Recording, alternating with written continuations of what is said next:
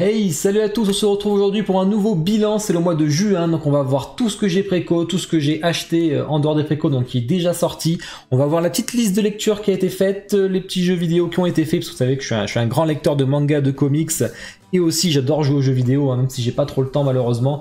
Donc voilà, bon, je vous ai mis le petit Kuroro, j'ai fait l'unbox il y a longtemps, donc c'est vraiment les vieilles vidéos à l'ancienne comme je les faisais, mais vous pouvez aller le voir, je trouve qu'il était pas très cher, il est plutôt bien réussi. Alors on peut lui enlever la tête de mémoire, parce que une deuxième tête.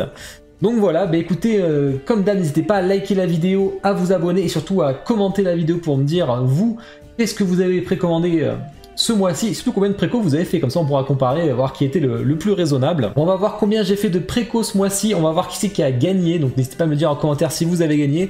Et comme d'hab, donc pour le prochain bilan, dans celui du mois de juillet, dites-moi aussi en commentaire combien vous pensez que je ferai de préco. Franchement j'en sais rien, il n'y a pas grand-chose qui m'intéresse. Alors j'avais dit moins de 3 préco ce mois-ci, vous allez voir que c'est raté malheureusement. Après c'est des petites préco.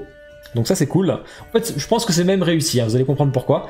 Et au mois de juillet j'aimerais bien une préco. Franchement ça serait le top, juste une. Voilà, je demande pas plus. Allez, on va regarder ça. Ma première préco, eh ben ça j'avais dit, dès que ça sort du Hollow Knight, paf j'achète, aucune hésitation. Alors je sais pas si je la garderai, on verra, parce que s'il y en a d'autres qui arrivent, il y en a deux déjà qui sortent, sachant que la deuxième elle est introuvable, j'ai pas réussi, elle est que sur un site, mais il m'a pas trop répondu, donc je sais pas trop. Donc voilà, j'ai pris celle-là du coup, s'il y en a des mieux qui sortent, je pense que je ferai un switch de dépôt parce que le problème de celle-ci c'est qu'elle est vraiment énorme. Donc on verra, j'attends les photos de la prod, si vraiment elle est réussie je la garde, de toute façon je déjà prendrai plein s'il y en a plein. Par contre si elle est pas bien réussie, je la garderai pas. Donc vous voyez il y a les 3 Mantis Lord, donc en fait c'est le DLC parce qu'on peut affronter les 3 en même temps.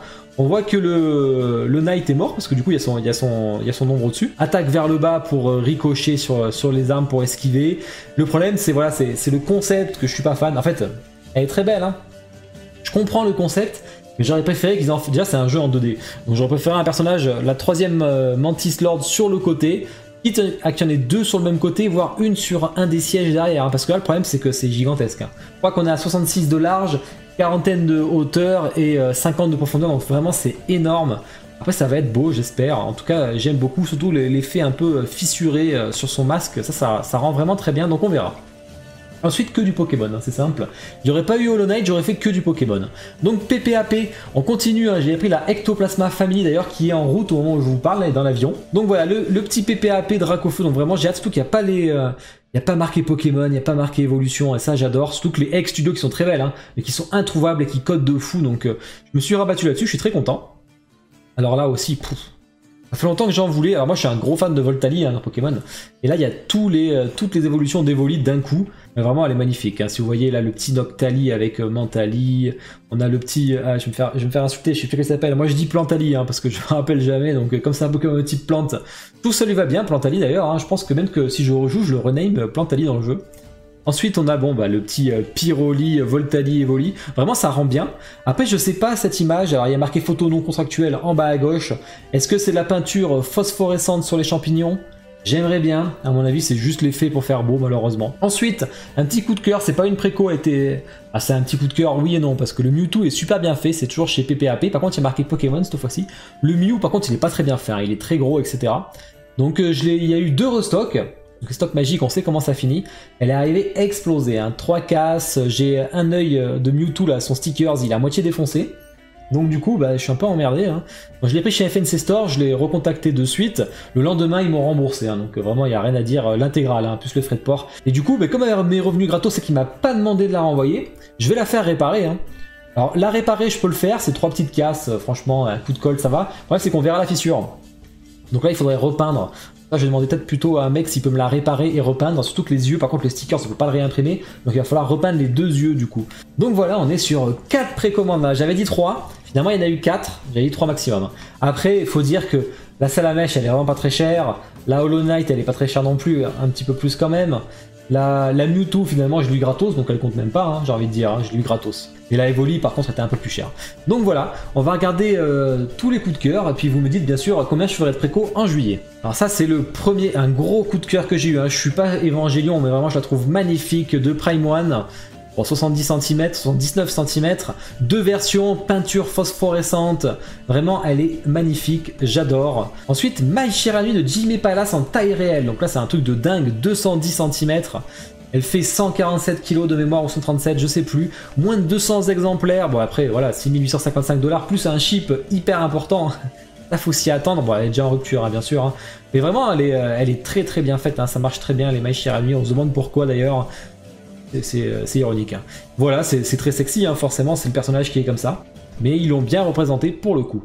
Ensuite un autre coup de cœur, ça a été la Catwoman de Queen Studio en 1/3. Je la trouve géniale. En plus, j'adore l'actrice Anna Hathaway qui est vraiment géniale, surtout dans Interstellar. Hein. Par contre, c'est du 1/3, donc 108 cm de large, c'est pas possible. Hein.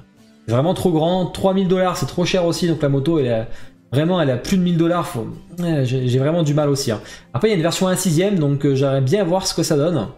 Si après la 1/6 elle fait 1500 $, on sera dans l'abus total, hein, donc faut voir. Hein. Le visage est hyper bien fait. Hein. Les cheveux implantés, on peut enlever le masque. Faut voir si les cheveux implantés seront sur la 1/6, je sais pas. Voilà, j'ai déjà fait le tour. Hein. J'avais dit un petit mois, pas beaucoup de préco. Bon, même s'il y en a eu 4, hein, mais bon, on compte pas la Mewtwo, donc 3. Et pas beaucoup de coups de cœur. Hein. J'ai pas eu de. Bah, s'il y aurait eu plus de coups de cœur, j'aurais eu plus de préco. Hein. De toute façon, c'était évident. On peut faire un petit tour d'horizon rapidement de. Donc Resident Evil 8 que j'ai fini samedi dernier. Donc j'ai adoré le 7, c'est directement la suite. Par contre, je suis assez mitigé sur le jeu. Hein. C'est-à-dire qu'il y a des très bons moments. L'intro du jeu est très bonne. Le premier boss finalement, la vampire qui nous vante de partout, j'étais un peu déçu, c'était pas incroyable. Après il y a une maison poupée qui est vraiment géniale avec une super ambiance.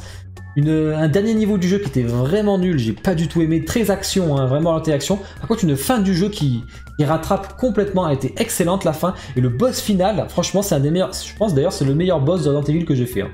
Je me suis régalé sur le boss. Hein. Donc voilà, ça c'est terminé. Très sympa pour Resident Evil, même si j'ai été un peu... j'ai aimé quelques réserves, hein, bien sûr.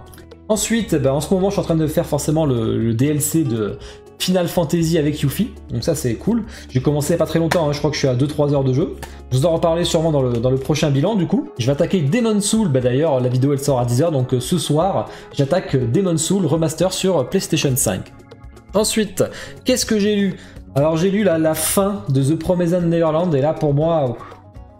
une catastrophe. Franchement, j'ai adoré.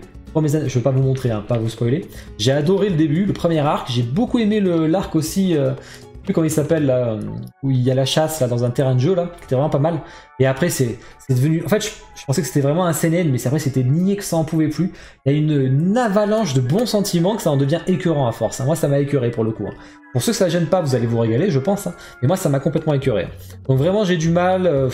J'accroche pas spécialement, du coup ça va être revendre de l'intégrale. Hein. D'ailleurs j'ai les collectors, je sais qu'ils sont très recherchés, mais je vais les revendre. Hein. Je vais revendre l'intégrale, ça c'est sûr. Ensuite, Jujutsu Kaisen tome 9 que j'ai lu qui est vraiment excellent. C'est vraiment excellent au Jujutsu. Hein. Il y a un nouveau personnage dedans, bon, il était un peu dans le 8, il pète la classe, hein. Je ne vais pas vous spoiler dessus, hein. D'ailleurs ce personnage a vraiment la classe, mais on le voit dès le début. Hein. Donc là on se concentre plus sur le passé de Gojo, donc vraiment c'est top. Franchement, ça explique vraiment pourquoi le méchant il est méchant. C'est intéressant de le savoir, c'est pas pour rien. Donc vraiment il est cool, je conseille fortement ce shonen. Ensuite, Dreamland enfin. Alors ce qui est bien c'est que moi j'ai pas trop eu à attendre. Hein. Pour le coup, comme j'ai lu tous les tomes depuis mars ou depuis avril je crois. J'ai rattrapé les 20 tomes plus l'artbook, donc vraiment il est excellent. Là on rentre dans la partie 2 de Dreamland, vraiment c'est génial, donc Renaud, je vous rappelle un Montpellierin comme moi d'ailleurs, vraiment lisez Dreamland, ça déchire. Ensuite, qu'est-ce que j'ai lu? Ah oui, alors j'ai rattrapé tous les Beastars. J'étais au tome 7, du coup j'ai rattrapé jusqu'au tome 16 et franchement c'est excellent, j'ai rien à dire. Je pensais pas que ce serait mon style de manga, alors je pensais que c'était un manga vraiment que d'amour, mais en fait pas du tout. C'est beaucoup plus développé que ça. C'est vraiment Zootopie, là, pour ceux qui ont aimé, en mode adulte. Donc vraiment, il y a toutes les problématiques pour bouffer, entre herbivores et carnivores, les problématiques du sexe, les problématiques du meurtre, il y a du racisme entre les races. Franchement, les espèces hybrides, vraiment, c'est génial, je vous le conseille. Il y a de l'action, les dessins sont particuliers, mais on s'y fait très vite. Hein. Donc ça, j'ai acheté juste parce que Sullivan, donc celui qui nous a apporté les Tortues Ninja, côté iComics et qui fait de super bons choix éditoriaux, commence aussi les mangas et a pris ce manga donc, qui s'appelle comment? Shiruran ou Shiruran, qui est vraiment 2 tomes d'un coup, vraiment très sympa hein, chez Mangetsu. Alors, je suis mitigé, c'est très bien dessiné, il n'y a pas de souci, vous voyez, attends, je vous mets un dessin, mais il n'y a pas de problème, c'est bien dessiné, il y a une équipe d'héros, toute une équipe qui a vraiment la classe, les combats sont vraiment stylés, il n'y a rien à dire. Là, c'est vraiment un Furio, c'est-à-dire, vous savez, les guerres de lycée, là, pour gagner les territoires et tout. Ça, j'aime pas trop en général. Donc, j'attends de voir si ça va évoluer, parce que c'est pas trop mon style sinon. Donc, j'attends pour voir un peu plus sur le tome 3. Ensuite, en comics, j'en ai pas lu beaucoup, hein, parce que j'avais rattrapé tout Beastars, donc ça a été long.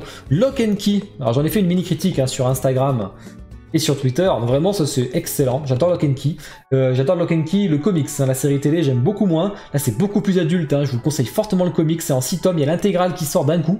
Il sort en septembre, je crois, ou en août, à vérifier, hein, chez AI Comics.